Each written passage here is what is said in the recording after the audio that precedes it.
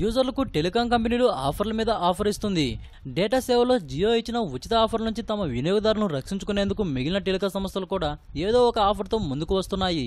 ఈ నేపథ్యంలో ప్రభుత్వ రంగం టెలికాం సర్వీసుల సంస్థ బిఎస్ఎన్ఎల్ తన ఖాతాదారుల కోసం సరికొత్త ప్లాన్ను ప్రకటించింది.